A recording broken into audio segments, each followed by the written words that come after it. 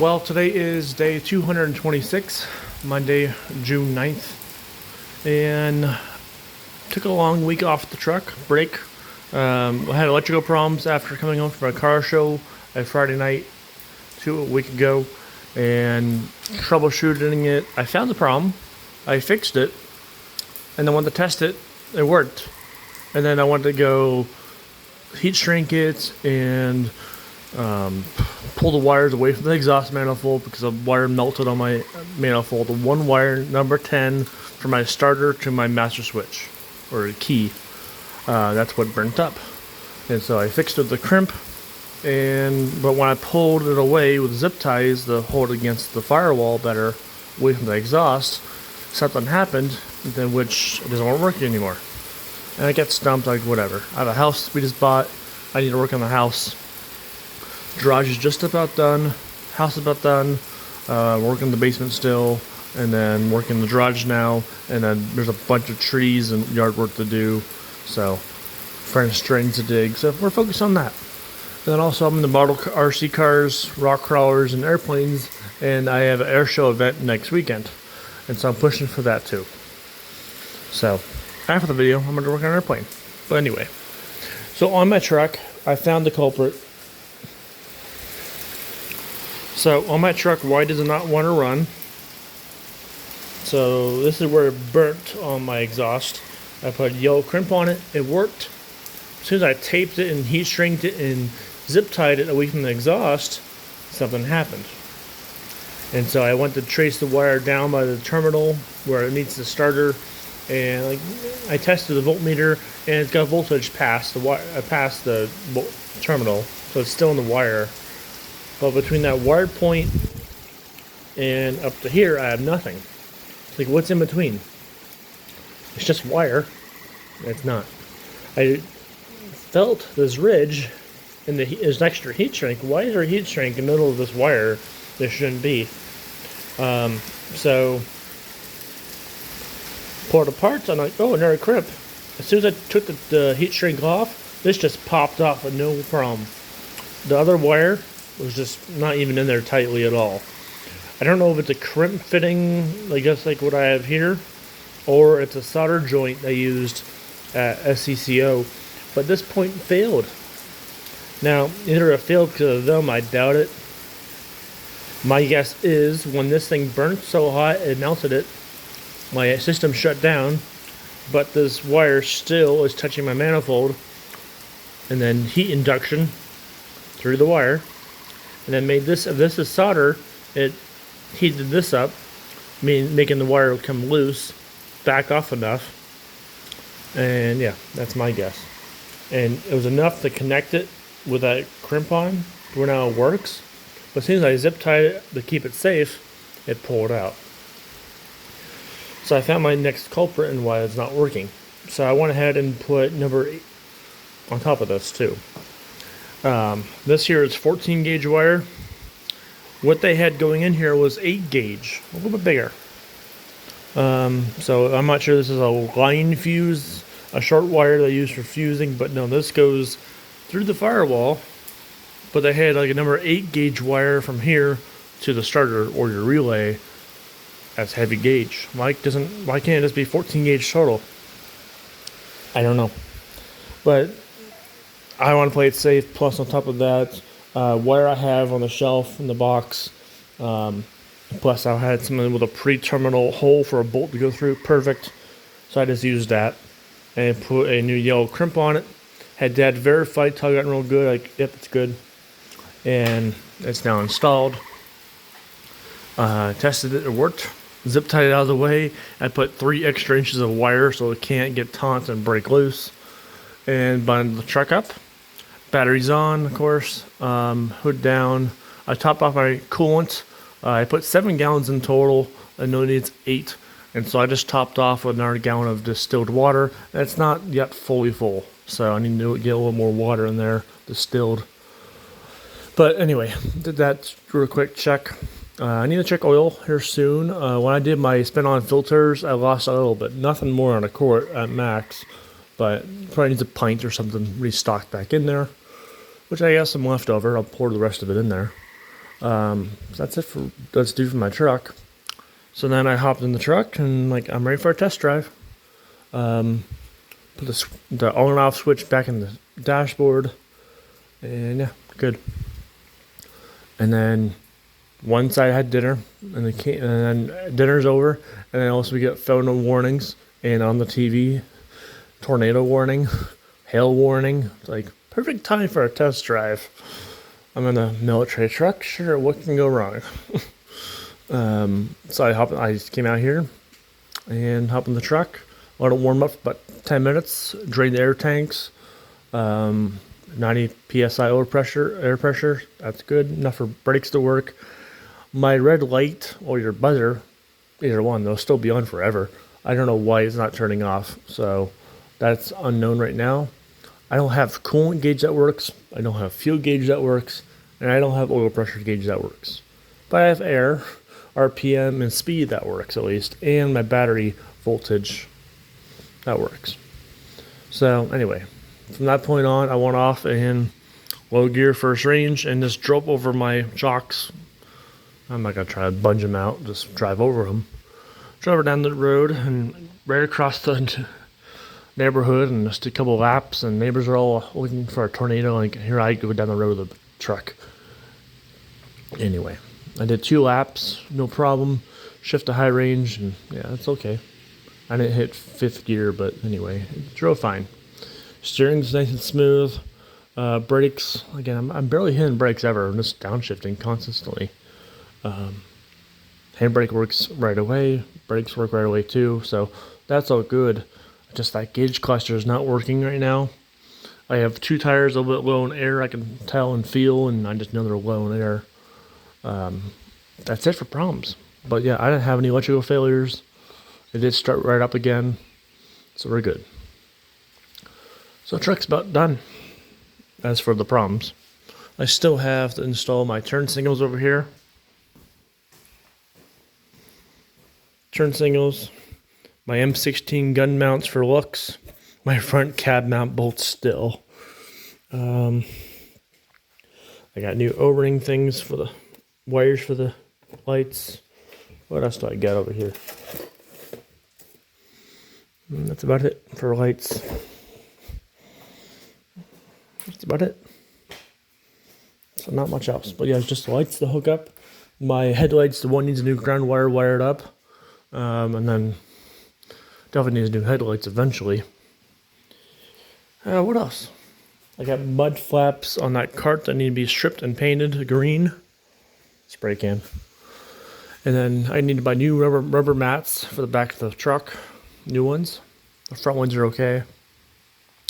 My hardtop still needs bolted down fully. It's on enough to keep rain out and hold it down for on the road, but the front cab is secure, bolted down, but the back of the cab, I got one bolt in. I need to, probably use a come along or ratchet straps and kind of force either the top piece backwards or the wall forward in order to get that to meet up and bolt up. The window frame needs a little touch up on paint, so it matches. The doors themselves needs a nice sand and a little retouch up on paint, get some drips. That needs done. Some point the bed boards I want to strip and sand and stain. The vertical metals, of course, paint those green, Marine Corps. And I have all new canvas bows and the verticals too. Those all need painted the same color. But yeah, it's minor stuff at this point. We're needling it down. I have a car show this Friday. I might make it, but I'm not going to risk it without any gauges that work. So if they don't work by Friday, I am not going. It's a big car show downtown. I like to go and get there early. Almost drive it to work, but I don't trust it yet to go to work that early in the morning. So probably not going to work, go home, and then drive it back. I got plenty of time. I get home at 2:30. Show starts at 5. That should be okay. But yeah, there's that. Some plan. Bantam. I'm just going to go down to Bantam Jeep Festival by myself in my car. Or my RC Jeep. That's it. But yeah, there's that. But I kind of before these problems were happening, okay, it's sitting around, not doing nothing. I'm focused on my house. I don't know. It's listed for sale. It's like that. It's like it's on 95% done. Nope, listed for sale already. So I put it at 25 grand. Nothing down to 22, 21 right now. Trying to hover at 20,000 is where I like to push for. At minimum, I like to have 15K for it, cash, for the whole truck. I took it on trade value at 12 grand, and then I put 3 grand in the motor, wiring 1,000, paint about $500, front hubs 500, all new cab seals, still have to put them on, but $300 for those, $100 steering wheel, back kits for the trailers, that's I think $250. New canvas bows, all metal ones. That's all my major big costs. Spent on filters $350 for filters. But yeah, that's my major cost is there. So 15, 18 grand is where I think I want to be at total. I think it's fair market, I would say. Around me in PA, non-restored full frame offs, like not like mine, for 8-9 grand. So for $3,000 to $5,000 more, you can take mine all overhauled. There's still a few minor things to do, but the motor's been done for you, new wiring for you, the rust has been fixed. So 4 extra tires. But yeah, anyway, that's where I'm at. I just bought a house and now living there, and there's cost to it, and I need a workshop space, and I just something more practical. This is a fun truck, but I've only driven 5 miles, really my whole life, totally, but a Gladiator would be nice. I could just drive to the Texas and back and not worry about things. I'm gonna step inside now, but get a new modern vehicle. JKU, Gladiator, a TJ, an LJ, or 4-liter. That's what I'm after. Or, if that's not available, side-by-side, so I could have fun around here in the county, and then or else a Bridgeport mill, or a enclosed trailer, single axle, 8 foot, 6 foot, 8 foot long, 4 foot wide. I don't know. That's the things I'm having for options for trade. So anyway, I'm not getting any hits on Facebook. I got 10 saves. People are liking my truck and they're saving it. They'll watch it, but no one's really buying it. Now that it's running again, I don't want to sell it right away. That's good. I do want to enjoy it this summer for trees we're about to cut down, drag them, sled pull for fun, car shows more, drive to work, Toys or Tots around Christmas time. My cousin is in the Marine Corps. He drives the 7 tons, and so us side by side on the road at Walmart would be nice to see. So I want to do all that, and then springtime, I think then truly sell it or bring a trailer. But I did chat with Anthony, who I got my truck from Kansas, McPherson, Kansas, and chatted on the phone. I'll chat more tonight, but he's saying, I'm looking for another Deuce. Jenny's all restored and back to New Jersey, and now he's got 4 other vehicles to work on, but he wants another Deuce to work on. I said, you can have the truck back if you wish, but I'm probably going to be around with you for him, his price. I said, I'll take one of your Jeeps plus 5,000 cash. It can't happen. Well, the rest of my Jeeps I'm keeping. Okay. Then a cash deal. I said, with him, 15K cash. Take all the stuff I've done to it, parts and all the extra stuff. Like that might happen in August. He's just working a job now at Henry Ford Museum, so he's starting to make some side money to pay off college too. But we'll see. It's at least an option on the table. So that's gonna be pretty much August, June, July, August, September, October. So in 10 months, I'll be owning it, then he might get it back. But I still have his plates for it. Anyway, that's about all my updates I really got for the truck and myself. But yeah, it's running now, and so I'm not eager to sell it right now at this point, but it would be fun to get some money to pay off for the truck. Otherwise, I'm okay. Anyway, that's about all I got. In the garage here, I got some wood. Got a model airplane to build within a week. I have 8 days to build it. And this is for the fuselage. I'm using this stuff for the framing, 1/8" plywood for the walls and a cutout for saving weight, and then 1/8" foam board for the skin. So I've not figured a design yet, but scored all this for cheap, Home Depot. But there's that. Either probably be an 8-foot wingspan airplane, aluminum spar. But anyway, that's that. But you can see at least on my YouTube channel, I'm starting to post some RC stuff again, the drift car stuff. So yeah, I gotta make some side money. We have a next door now, starting next month in July. The truck moves in next door, and all my hobby stuff moves in. The basement's airplanes and 3D printing.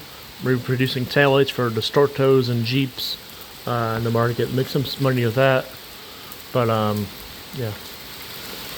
The workshop is for the truck, a little workshop space for myself, and then the back end is a whole RC drift course track, rock crawling indoors and outdoor rock crawling. Make some side money. So anyway, that's where I'm at now. So I did make a Facebook page for my little, say, business almost for drifting and crawling. Around here, Erie, PA is known for Gem City for some reason. I never seen gems in our city, but they call it Gem City. There's Gem City Gun Club and other places.